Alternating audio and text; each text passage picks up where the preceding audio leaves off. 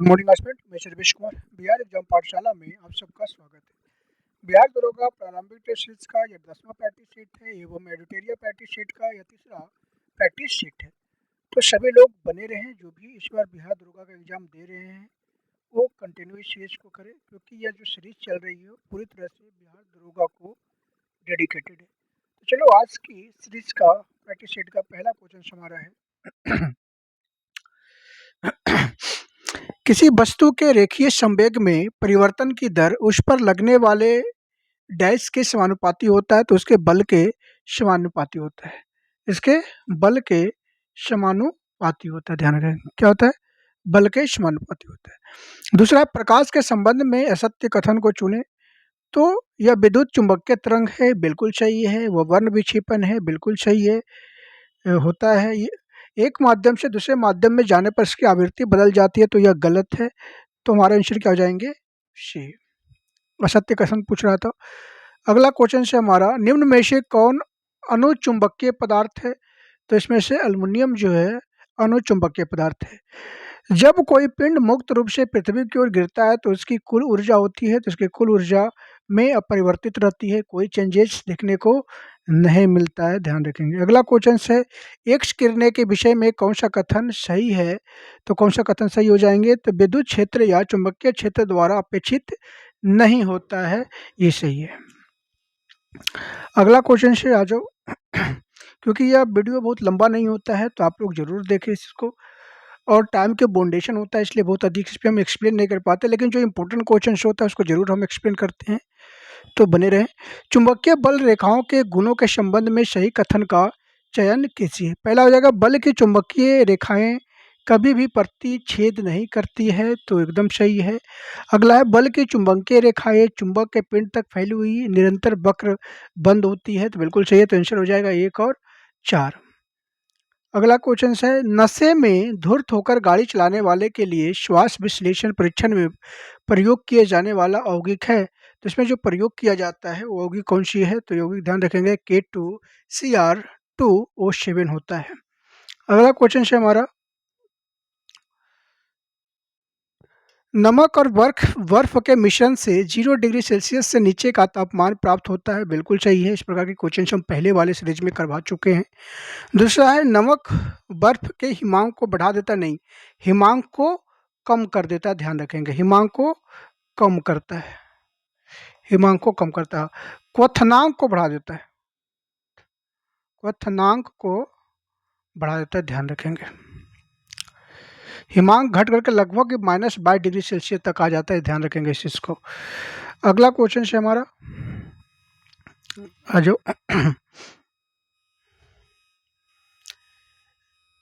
रेडियोधर्मी पदार्थ की अर्ध आयु 10 दिन है, तो इसका अभिप्राय यह होगा, तो ऑप्शन में देखो, यह पदार्थ पूर्ण विघटन 20 दिन में हो जाएगा, बिल्कुल गलत है। क्योंकि अगर कह रहा है कोई रेडियोधर्मी पदार्थ है, इसका आधा आयु कितना हो रहा है, 1/2 जो है वो 10 दिन में हो रहा है। तो ये 10 का जो बाकी हाफ बच गया, उसका हाफ जो होगा अगले 10 दिन में होगा। समझ में आ रहा है? इसका मतलब हो जाएगा, इसका अगर हाफ का हाफ करोगे तो कितने में हो जाएंगे, मतलब 1/4। कितने दिन और लगेंगे, 10 दिन।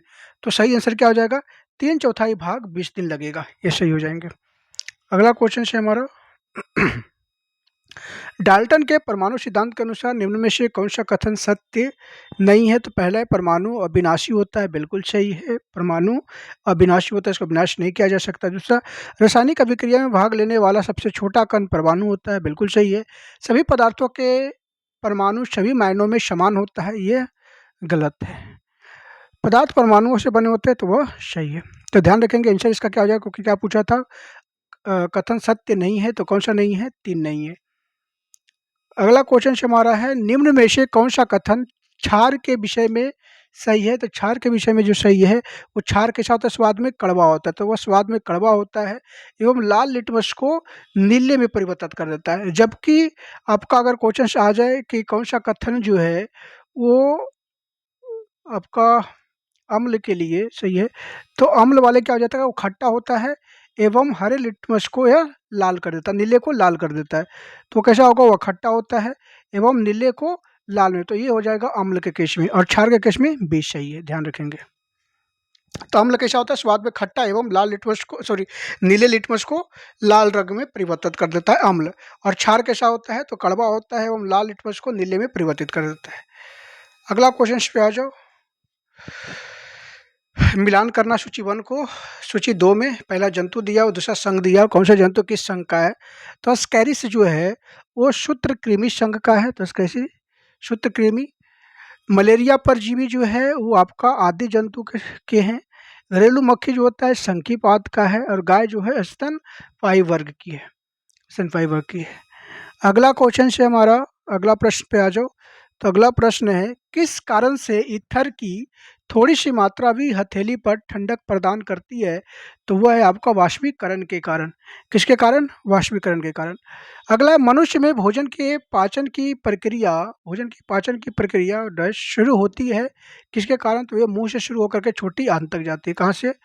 तो मुंह से शुरू होकर छोटी आंत तक। और पानी का अवशोषण बड़ी आंत में होती है। तो आगे आ जाओ। खाद्य श्रृंखला है। तो खाद्य श्रृंखला में क्या होता है? तो ध्यान रखेंगे, एक जीव से दूसरे जीव को खाद्य स्थानांतरण होता है। एक जीव से दूसरे जीव में क्या होता है? खाद्य स्थानांतरण होता है। और इसका जो खाद्य स्थानांतरण होता है इसमें जो एनर्जी का ट्रांसफर होता है, एक जीव से दूसरे एक लेवल से दूसरे लेवल में ओनली 10% की एनर्जी की ट्रांसफर होती है। ध्यान रखेंगे। अगला क्वेश्चन है हमारा नेक्स्ट पे आ जाओ। मर्सिलिया, फर्न और हॉर्स टेल की निम्नलिखित में से किस पादप समूह का उदाहरण है? तो किस पादप समूह का उदाहरण है? टेरिडोफाइटा का। टेरिडोफाइटा। मर्सिलिया, फर्न और हॉर्स टेल जो है वो टेरिडोफाइटा समूह का पादप समूह का उदाहरण है। अगला है, निम्न में से कौन सा लार का लाभ नहीं है? तो लार का लाभ नहीं क्या है? तो निगलने में मदद करता है, ये लाभ है इसका। वो शरीर में आरबीसी की वृद्धि करता है, यह गलत है, तो वो इसका लाभ नहीं है। यह मुख तथा दांतों को साफ रखता है, बिल्कुल सही है। होठों तथा जीवों को गति को अनुकूलन करता है, बिल्कुल सही है। आगे आ जाओ। यदि माइटोकॉन्ड्रिया काम करना बंद कर दे तो कोशिका में कौन सा कार्य नहीं हो सकेगा? तो कौन सा कार्य नहीं होगा? तो ध्यान रखेंगे, भोजन का ऑक्सीकरण नहीं होगा। भोजन का ऑक्सीकरण नहीं होगा। अगला है, डेसिमल से बाइनरी में संख्या का परिवर्तन करने वाली युक्ति है, तो इनकोडर होता है। क्या होता है? इनकोडर होता है। अगला है, थायमिन किस विटामिन का रासायनिक नाम है? तो विटामिन बी का। और ये जो विटामिन B1 का जो है, विटामिन बी जो है वो विटामिन बी कैसा है? तो ध्यान रखेंगे, जल में घुलनशील है। जल में घुलनशील विटामिन है। और भी कौन सा जल में घुलनशील है? तो ये बी सॉरी सी है। तो बी और सी जो है वो जल में घुलनशील विटामिन से। ध्यान रखेंगे। अगले भी आ जाओ। अगला क्वेश्चन हमारा है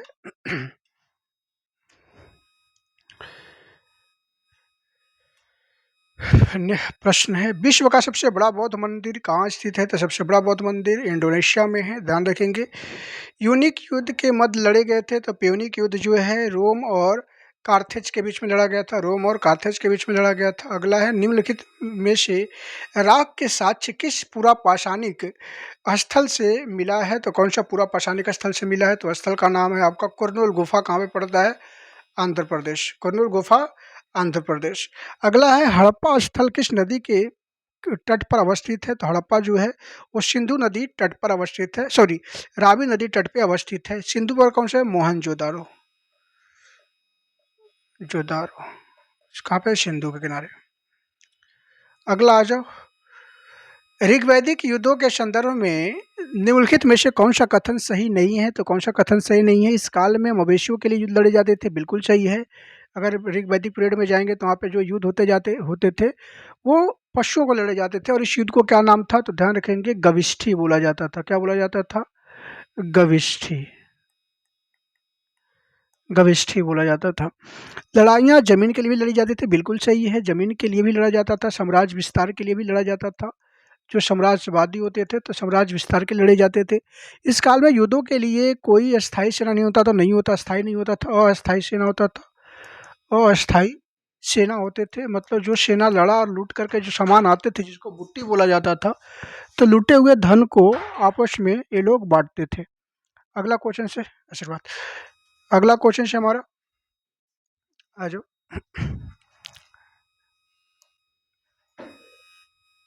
अगला क्वेश्चन से,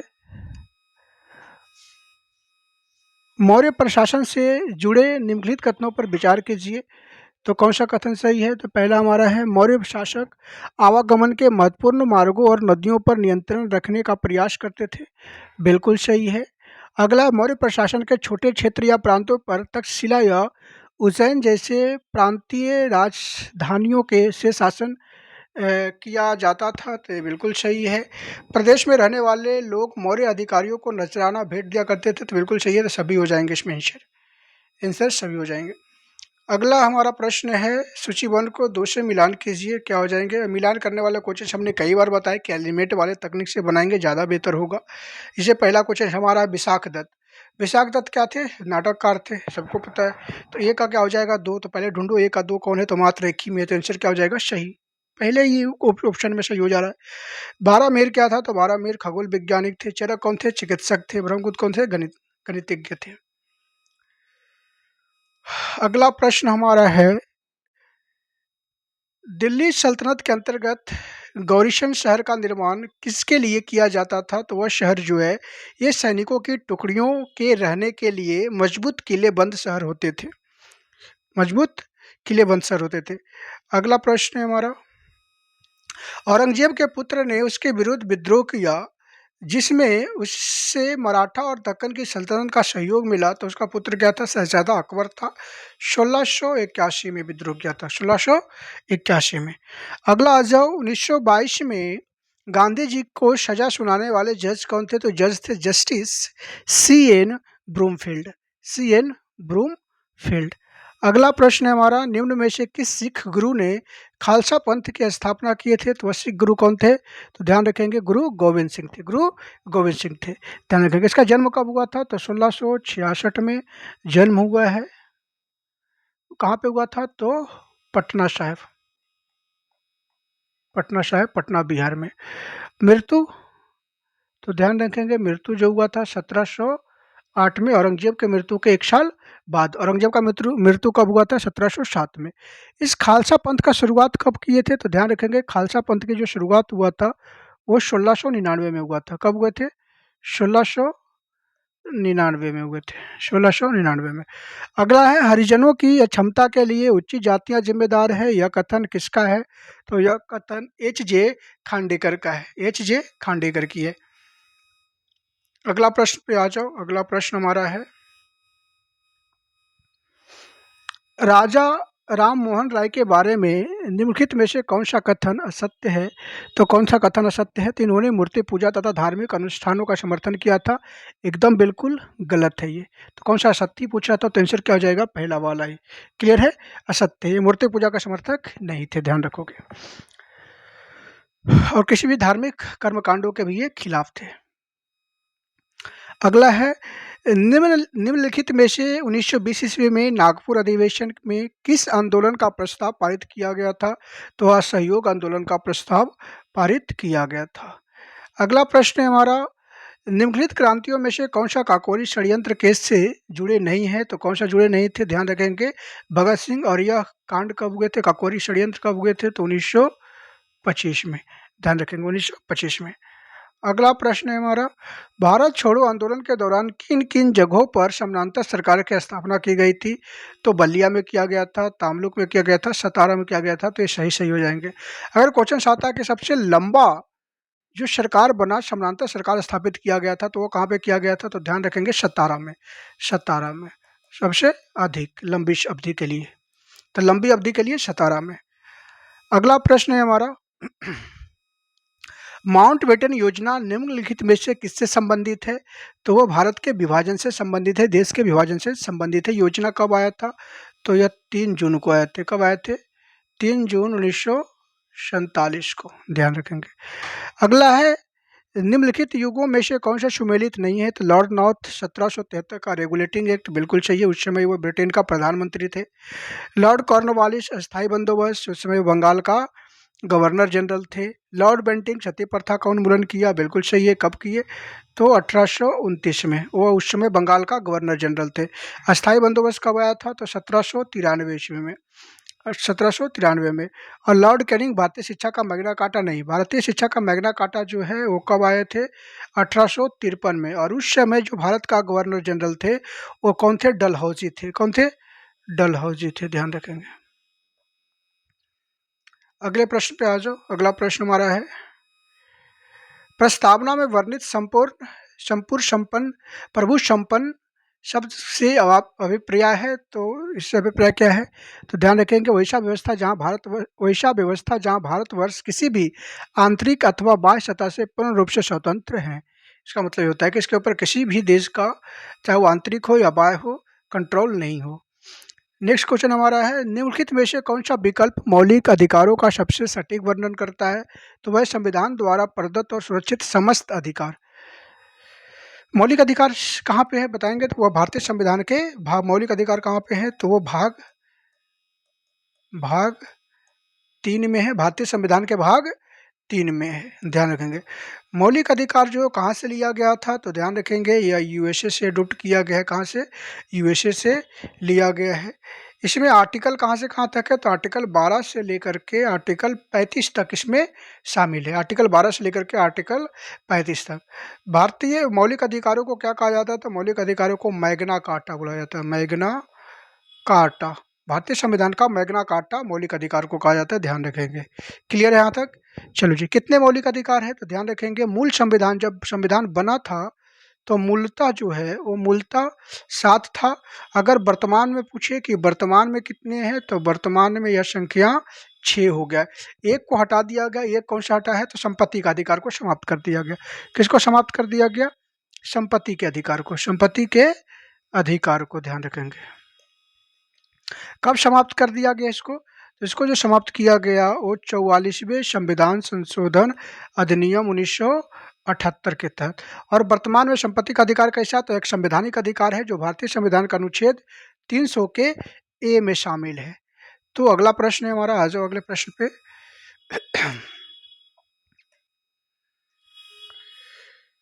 चलो जी, नेक्स्ट प्रश्न हमारा, निम्नलिखित में से किसका संदर्भित संबंध केंद्रीय बजट से है? तो केंद्रीय बजट से किसका है? तो ध्यान रखेंगे कटौती प्रस्ताव से, कट मोशन से। क्लियर है? कट मोशन से। ये विपक्षियों के द्वारा, विपक्षी दल के द्वारा लाए जाते हैं। अगला है हमारा, विपक्षी दल का नेता कौन होते हैं? तो जो लोकसभा में कुल सीटों का, जिसके पास एटलीस्ट 10% जो क्या है मेंबर हो जिस पार्टी के पास, वह विपक्षी दल का नेता होता है। और इसकी जो रैंकिंग होता है कैबिनेट मिनिस्टर के बराबर होता है। ध्यान रखेंगे। अगला क्वेश्चन है, निम्नलिखित युगों पर विचार कीजिए। चौथी अनुसूची, राज्य और केंद्र संघ राज्यों के लिए राज्यसभा के सीटों के आवंटन बिल्कुल सही है। तो चौथी अनुसूची में क्या दिया हुआ है, तो राज्य एवं संघ प्रदेशों के जो आवंटन किया गया राज्यसभा की सीटों का, वो वर्णन भारतीय संविधान का अनुसूची 4 में। 6ठी अनुसूची क्या है, तो अनुसूचित क्षेत्रों के प्रशासन और नियंत्रण से संबंधित है। तो ध्यान रखेंगे अनुसूचित जातीय और अनुसूचित जनजातीय क्षेत्रों में प्रशासन से संबंधित है। और खास करके 3 में हमने बताया था, एटीएम हमने याद करने के लिए लास्ट में बताए हुए हैं। ये से असम, त्रिपुरा, मेघालय और मिजोरम। तो अगर ये बात लिखा हुआ था तो इसे आपका ये 5 में आ जाएगा, केवल इतना बात लिखा हुआ। तो 10वीं अनुसूची एंटी डिफेक्शन लॉ से संबंधित है, दल बदल कानून से संबंधित है। तो बिल्कुल सही है हमारा। और एंटी डिफेक्शन लॉ कब लाया गया था, इसको जोड़ा गया था? तो इसको जो जोड़ा गया था 52वें संविधान संशोधन 52nd कॉन्स्टिट्यूशनल अमेंडमेंट एक्ट 1986 जो है, इसमें लाया गया था। अगला प्रश्न है हमारा, ग्राम सभा के संबंध में कौन सा कथन सत्य है? तो ग्राम सभा एक पंचायत क्षेत्र के अंतर्गत वयस्कों की सभा है। बिल्कुल सही है। ग्राम सभा के सदस्य 18 वर्ष और उससे अधिक आयु के व्यक्ति होता है। तो बिल्कुल सही है। ग्राम सभा का सदस्य बनने की योग्यता वही व्यक्ति रखता है जिसका जिसका नाम गांव की मतदार सूची में है। तो ऑल ऑफ दिस हो जाएंगे। हमारा अगला प्रश्न पे आ जाओ। अगला प्रश्न है हमारा, अगला प्रश्न कौन सी है, तो अगला प्रश्न है सूचीबद्ध दूसरे सम्मिलित करना है। तो पहला है गुजरात में कितने राज्यसभा सदस्यों की संख्या है? इससे पहले इसमें हम एलिमिनेट करने वाला, हमने पहले भी आपको बताया कि एलिमिनेट करने वाला जहाँ पर भी आए तो पहले आपको क्या करना है, आप इस चीज़ को चुनें। तो कैसे चुनोगे, तो चुनो आप पहला। हम अगर मान लो कि मुझे नहीं है बारे किसी के बारे में नहीं पता है, तो मुझे क्या पता है, बिहार के बारे में पता है कि बिहार में राज्यसभा की सीटों की संख्या कितनी है, 16। क्लियर है? कितना है? 16। तो सी का एक ढूंढो। सी का एक किसमें, मात्र एक में है। तो आपको एलिमिनेट करने वाले के लिए मुझे लगता है कि एलिमिनेट करने वाला आपका आंसर कभी गलत नहीं होगा। इस टेक्निक को अगर अपना लिए तो आपको इसमें कन्फ्यूज नहीं होना कि गुजरात मुझे पता नहीं तो क्या होगा। जो आपको 4 में पता है उसको पहले चूज करो और डायरेक्ट आप ऑप्शन में जाओ और ऑप्शन में देखो कि इसमें कौन-कौन सा मिल रहा है, जो नहीं मिल रहा है वो एलिमिनेट होगा, बच जाएगा। तो ये आपका क्या होगा, इसी में से कोई आंसर होगा। तो हम इसमें गए तो हमारा एक ही आंसर से आंसर मिल गया कि पहला का क्या था हमारा, 3 का पहला था, तो हमने बाकी आंसर को मुझे ढूँढने की ज़रूरत ही नहीं है। तो क्या हो जाएँगे ये, देख लो गुजरात का क्या है, तो गुजरात में 11 है। गुजरात में कितना है, 11। कर्नाटक में कितने हैं, 12। और उड़ीसा में कितने हैं, 10। तो आगे आ जाओ। निम्नलिखित में से अंतर्राष्ट्रीय परिषद का अध्यक्ष कौन होता है, तो इसका जो अध्यक्ष होते हैं प्रधानमंत्री होते हैं। भारतीय संसद द्वारा सूची में किसी भी विषय पर भारतीय संसद राज्य सूची के किसी भी विषय पर भी कानून बना सकता है जब, तो बना सकता है जब क्या हो, अंतर्राष्ट्रीय समझौतों को प्रभावित बनाना हो, बिल्कुल सही है। संबंधित राज्य से सहमति के आधार पर, बिल्कुल सही है। राज्यसभा में राज्य में राष्ट्रपति शासन लागू रहने की अवस्था में, बिल्कुल सही। तो उपयुक्त में से सभी हो जाएंगे। अगला पे आ जाओ, हमारा अगला प्रश्न है, अगला क्या हमारा, निम्न में से कौन सा राज्यसभा की शक्तियों में सम्मिलित नहीं है, तो राज्यसभा की शक्तियों में सम्मिलित, निम्नलिखित में से कौन सा राज्यसभा की शक्तियों में सम्मिलित है, तो पहला जो सामान्य विधेयक पर विचार कर उन्हें पारित करती है तथा धन विधेयक में संशोधन प्रस्तावित करता है, बिल्कुल सही है। तो संशोधन दे सकता है, लेकिन वह लोकसभा पर बाध्य नहीं होता है, ध्यान रखेंगे इस बात को। संवैधानिक संशोधन को पारित कर सकता है, बिल्कुल सही है। राष्ट्रपति एवं उपराष्ट्रपति के चुनाव में भागीदारी करता है, बिल्कुल सही है। तो सही हो जाएंगे आपको ऑल ऑफ दिस। किसी राज्य के मुख्यमंत्री के संबंध में निम्न में से कौन सा कथन सही नहीं है, तो मुख्यमंत्री राज्य सरकार का वास्तविक प्रधान होता है, बिल्कुल सही है। मुख्यमंत्री की नियुक्ति राज्यपाल द्वारा मुख्यमंत्री के परामर्श पर की जाती है, मंत्रियों की नियुक्ति राज्यपाल के द्वारा मुख्यमंत्री के परामर्श पर किया जाता है, तो बिल्कुल सही है। मुख्यमंत्री मंत्रिपरिषद की बैठक की अध्यक्षता करता है, बिल्कुल सही है। मुख्यमंत्री राज्य की कार्यपालिका प्रमुख होता है, तो ध्यान रखेंगे अगर सिंपल सा क्वेश्चन पूछे रहे तो राज्यपाल हो जाएगा, क्लियर है। अगर लिखा हुआ होता कि वास्तविक कार्यपालिका प्रधान होता है, तब इसमें कौन हो जाता, मुख्यमंत्री। तो अगला क्वेश्चन हमारा फॉर्मल हेड जो होता है आपको कौन होता है, राज्यपाल ही होते हैं। अगला प्रश्न जो है, विधानसभा के संदर्भ में निम्न में से कौन सा कथन सत्य नहीं है, तो कौन सा कथन सत्य नहीं है, तो ध्यान रखेंगे विधानसभा में एंग्लो समुदाय से एक सदस्य को नामित किया जाता है, तो ये वर्तमान में गलत है। यह प्रावधान 2020 तक था, कब तक था, 2020 तक। ये 2020 में इसको समाप्त कर दिया गया, कौन सा संशोधन के तहत, तो ध्यान रखेंगे 104वीं जो संविधान संशोधन था, तो 104वीं संविधान संशोधन अधिनियम 2019 के तहत जो एक एंग्लो इंडियंस को प्रत्येक राज्य में राज्यपाल के द्वारा नॉमिनेट किया जाता था, उसको समाप्त कर दिया गया। अगला प्रश्न है हमारा, अगला प्रश्न पे आ जाओ। बिहार के इन जिलों को उत्तर से दक्षिण की ओर व्यवस्थित करें, तो उत्तर से दक्षिण क्या हो जाएंगे, उत्तर में सीतामढ़ी, मुजफ्फरपुर, पटना, सीतामढ़ी, मुजफ्फरपुर, पटना, जहानाबाद और गया, तो डी हो जाएंगे। आगे आ जाओ, नटंकी या इटांकी नेशनल पार्क कहाँ अवस्थित है, तो वह जो पार्क है वो कहाँ है, नागालैंड में। भारत में वन्य नीति का संशोधन कब किया गया था, 1988 में किया गया, 1988 में। वर्ष 2011 के जनगणना अनुसार भारत का न्यूनतम जनसंख्या वाला घनत्व वाला राज्य कौन सा है, तो वह है अरुणाचल प्रदेश। कितना घनत्व है, तो 17%, 17% जो है पर किलोमीटर, पर्सेंट्स पर किलोमीटर। सबसे अधिक घनत्व कहाँ की है, तो बिहार की है, सबसे अधिक घनत्व बिहार के 1106। अगला जो हमारा प्रश्न है, निम्नलिखित द्वीपों के युग्मों में से कौन सा एक 10 चैनल डिग्री द्वारा आपस में पृथक किया जाता है, तो अंडमान एंड निकोबार को, अंडमान एंड निकोबार को।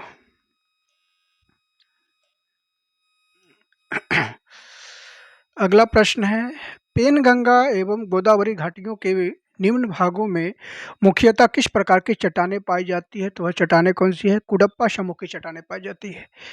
अगला प्रश्न हमारा आ जाओ, विश्व प्रसिद्ध कांगड़ा एवं कुल्लू घाटी स्थित है, तो वह स्थित है मध्य हिमालय तथा लघु हिमालय में।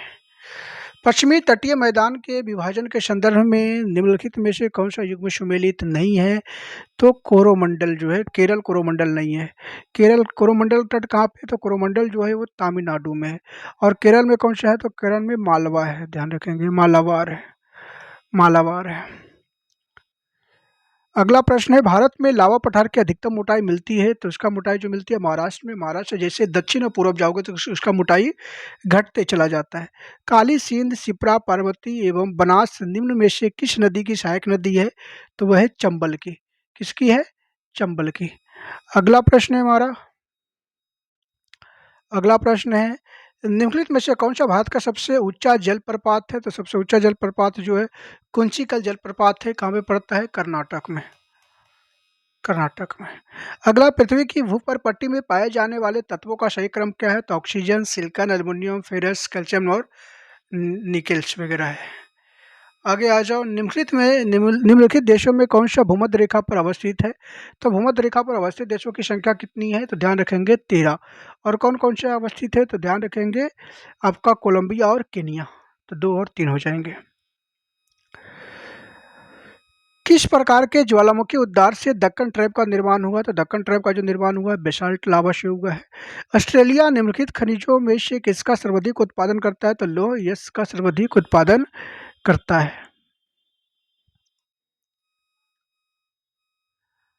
अगला प्रश्न है, निम्न में से किस पारिस्थितिकी तंत्र में जैव विविधता अधिक पाई जाती है, तो वह जो हमारा है उष्णकटिबंधीय वर्षावन में। उष्णकटिबंधीय वर्षावन में। आयात और निर्यात पर लगने वाला कर कौन सा है, तो इनमें से कोई नहीं है, क्योंकि इस पर जो लगता है उसको बोलते हैं सीमा शुल्क। सीमा शुल्क बोलते हैं, शुल्क बोलते हैं। भारत की राजकोषीय नीति किसके द्वारा प्रतिपादित की जाती है, तो वित्त मंत्रालय के द्वारा किया जाता है, वित्त मंत्रालय के द्वारा। नरसिम्हन कमेटी 1 निम्नलिखित में से किन सुधारों से संबंधित है, तो बैंकिंग सुधार से संबंधित है। वो प्रथम कमेटी कब गठन किया गया था, तो 1991 में। क्लियर है? 1991 में। दूसरा 1998 में। सेबी का मुख्यालय स्थित है, तो सेबी का मुख्यालय जो है वो बॉम्बे में है। सेबी का स्थापना कब हुआ था, तो स्थापना हुआ था 1988 में। और इसको वैधानिक दर्जा कब मिला था, तो वैधानिक दर्जा जो है 1992 में। भारतीय नियोजन के वस्तुकार कौन थे, तो वस्तुकार पंडित जवाहरलाल नेहरू थे। अगला प्रश्न है हमारा, अगला प्रश्न, आर्थिक सर्वेक्षण 2024-25 के अनुसार वित्त वर्ष 2025 में कृषि के क्षेत्र में कितना प्रतिशत वृद्धि का अनुमान है, तो अनुमान है 3.8% का। नए आयकर की दर के अनुसार 24 लाख से अधिक आय पर कितना टैक्स लगता है, तो 30%। चलो इनको देख लेते हैं कितना बढ़ा है नए वाले में। तो इनकम अगर आप देखेंगे तो इनकम है, और इधर आप टैक्स का दर आ जाओ। अगर आपकी इनकम 4 लाख तक है, अप टू 4 लाख लाख है, तो आपको नील है, किसी प्रकार की कोई टैक्स नहीं देनी है। अगर आपका 4 से 8 लाख के बीच इनकम है तो आपको 5% देना है। अगर 8 से 12 लाख के बीच इनकम है तो आपको 10% देना है, लेकिन यह रिफंडेबल है, या रिफंडेबल है, मतलब सरकार इसको आपको रिफंड कर देंगे। अगर आपका इनकम 12 से 16 है तो आपको 15% देना है। 16 से 20 है तो आपको 20% देना है। 20 से 24 है तो आपको 25% देना। अगर 24 से अधिक है तो आपको 30% देना है, ध्यान रखेंगे। अगला आ जाओ, बिहार के पहले शुष्क बंदरगाह का उद्घाटन कहाँ किया गया था, तो वह बिहटा में किया गया है। ट्विटर की नई सीईओ किसे नियुक्त किया गया है, तो लिंडा आकारिनो को किया गया है। अगला है, ऑपरेशन कन्विक्शन किससे संबंधित है, तो वह संबंधित है यौन उत्पीड़न, धर्म परिवर्तन और गौ हत्या से। तो 1, 2, 3 हो जाएंगे। किसका है, तो ये यूपी सरकार के द्वारा शुरू किया गया, यूपी सरकार के द्वारा शुरू किया गया। अगला हमारा है, भारत और ओमान के संयुक्त नौसैनिक अभ्यास नसीम अल बहर का आयोजन कहाँ किया गया है, तो इसका आयोजन गोवा में किया गया है। अगला प्रश्न है हमारा, अगले प्रश्न पे आ जाओ। अगले प्रश्न है हमारा, अशोक हॉल का नाम बदलकर कर दिया गया है, तो अशोक हॉल का नाम बदलकर जो किया गया अशोक मंडप किया गया है। बिहार की कितनी महिलाओं को पद्म पुरस्कार 2025 से सम्मानित किया गया है, तो 2 को किया गया है। 2 को किया गया है। एक तो आपका शारदा सिन्हा है, कौन है, शारदा सिन्हा जी हैं, उनको क्या दिया गया है, तो पद्म विभूषण दिया गया, पद्म विभूषण। और एक है आपका निर्मल देवी, निर्मला देवी, इनको पद्मश्री दिया गया, पद्म श्री दिए गए हैं, तो ध्यान रखेंगे। अगला है हमारा, स्वप्निल कुशाले जिन्होंने पेरिस ओलंपिक में कांस्य पदक अपने नाम किया है, वह किस राज्य से संबंधित है? तो वह जो संबंधित है महाराष्ट्र से, और उन्होंने जो जीता है कांस्य पदक वो 50 मीटर राइफल में जीता है, राइफल में जीता है। नितुज मोइना किस राज्य की योजना है? तो वह असम राज्य की योजना है। वह बाल विवाह को रोकने को लेकर के है, बाल विवाह को प्रतिबंध लगाना, और वह महिलाओं को एजुकेशनल प्रमोट करना कि 10वीं से अधिक जो महिलाएँ पढ़ें उसके लिए फंड आपका पैसे की मुहैया करवाना, इस आर्थिक मदद करना, इस आर्थिक मदद करने से संबंधित है। हाल ही में प्रधानमंत्री मोदी द्वारा बधावन बंदरगाह परियोजना की आधारशिला रखी गई है। इस परियोजना की अवस्थिति किस राज्य में है? तो वह महाराष्ट्र में है। कहाँ पे है? तो आपका पालघर, पालघर में है। अगला क्वेश्चन है, सिप्री द्वारा हाल ही में दुनिया भर में परमाणु हथियारों की स्थिति को लेकर एक रिपोर्ट जारी की गई। इस रिपोर्ट में कुल कितने देशों को परमाणु संपन्न बताया गया है? तो इसमें 9 देशों को परमाणु संपन्न बताया गया है, जिसमें कौन-कौन सा है? तो एक यूएसए है, यूके है, फ्रांस है, फ्रांस है, यूके हो गया, फ्रांस है, इसके बाद आ जाओ अगला, फ्रांस है, फ्रांस के बाद आ जाएंगे हमारा जापान है, चीन है, भारत है, और पाकिस्तान है, उत्तरी कोरिया है, उत्तरी कोरिया है, और इज़राइल है, इज़राइल है। तो ये 9 देशों के पास परमाणु संपन्न देश है। अभी परमाणुओं की संख्या मैं अगर संख्या बात करूँ तो पूरी दुनिया में वर्तमान में जो परमाणुओं की संख्या है वो कितने परमाणु है? तो लगभग 12,121 परमाणु है। इसमें से 90% जो परमाणु है वो केवल 2 देश के पास है, यूएसए और रूस के बीच में। अच्छा, रूस छूट गया है, यूएसए, रसिया। तो यूएसए और रूस के पास कितना है? लगभग टोटल परमाणु का 90%। भारत के पास कितना है? तो ध्यान रखेंगे भारत के पास जो है वो मात्र 172 है। कितने हैं? तो भारत के पास जो है 172 है। भारत के पास कितने हैं? 172 है। ध्यान रखेंगे इस चीज को। अगले प्रश्न पे आ जाओ। अगला प्रश्न हमारा है, प्रधानमंत्री जनजातीय उन्नत ग्राम अभियान अभियान के संदर्भ में कौन सा कथन सत्य है? तो कौन सा कथन सत्य है? इस योजना में से आदिवासी समुदाय के 5 करोड़ लोगों का फायदा मिलेगा। बिल्कुल सही है। इसमें 63,000 आदिवासी गांव को शामिल करने के लक्ष्य रखा गया। बिल्कुल सही है। तो दोनों सही हो जाएंगे, 1 और 2। आगे इसका मैथ्स की क्वेश्चन है, तो आप इसको मैथ देख लेंगे। अगला प्रश्न पे आ जाते हैं। अगला प्रश्न हमारा मैथ्स की है। मैथ्स में आगे आते हैं, कहाँ पे हमारी है? पहला क्वेश्चन से है, ओलंपिक खेल कहाँ शुरू हुए थे? तो यूनान में शुरू हुए। कहाँ पे? एथेंस, यूनान, एथेंस में, यूनान एथेंस में। कब शुरू किया गया था? तो वह खेल जो शुरू हुआ था 1896 में। केवल कौन भाग लिया था? तो पुरुषों ने भाग लिया था। पर तब बार जो महिला भाग लिए वो 1900 जो खेल हुआ था उसमें महिलाओं ने भी भाग लिया था, महिलाओं ने भाग लिया था। ध्यान रखेंगे। अच्छा, जो पैरा ओलंपिक है, ओलंपिक जो है उसका शुरुआत 1960 में किया गया। 1960 में। कहाँ पे पहला बार हुआ था? तो ध्यान रखेंगे, इटली। Para Olympic 1960, Italy. अगला हमारा, सुब्रतो कप निम्नलिखित में से किससे संबंधित है? तो वो हमारा फुटबॉल से। जर्मनी की आधिकारिक मुद्रा कौन सी है? तो जर्मनी का आधिकारिक मुद्रा यूरो है। क्या है? यूरो। येन कहाँ की है? तो येन है हमारा जापान की। कहाँ की है? जापान की। लीरा कहाँ की है? तो ये है आपका फिलीपींस की, फिलीपींस की, फिलीपींस की। और पेशो कहाँ की है? तो पेशो जो है, सॉरी, पेशो फिलीपींस की, सॉरी बोल रहा हूँ, पेशो तुर्की, पेशो तुर्की, पेशो तुर्की। अगला प्रश्न आ जाओ, वाटरमैन ऑफ इंडिया निम्नलिखित में से किन्हें कहा जाता है? तो वह राजेंद्र सिंह है। अशोक चक्र पुरस्कार की शुरुआत किस वर्ष किया गया था? तो वह किया गया था 1952 में। किसको दिए जाते हैं? तो सैनिक एवं नागरिकों, वैसे सैनिक और नागरिकों को दिया जाता है जिन्होंने आत्मसमर्पण, आत्म बल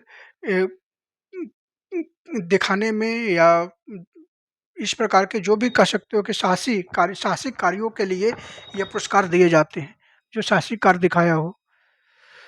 find the wrong spelled word, तो इसमें कौन सा हो जाएंगे? गैटे हो जाएंगे, इसमें हो जाता है GAITY हो जाएंगे। तू डाल, डाल में पात, पद का हो जाएगा चालाकी का जवाब, चालाकी से। स्वेच्छाई किसका पर्यायवाची है? अर्जुन की। महर्षि का संधि विग्रह होगा तो महा प्लस ऋषि, महा प्लस ऋषि। अगला आ जाओ, इसमें क्या हो जाएंगे? Adding the which of in ability, ability में क्या जोड़ेंगे? तो नया वर्ड बनेंगे, तो ध्यान रखेंगे इन जोड़ेंगे, इन एबिलिटी। तो धन्यवाद, आप लोग कंटिन्यू रहें।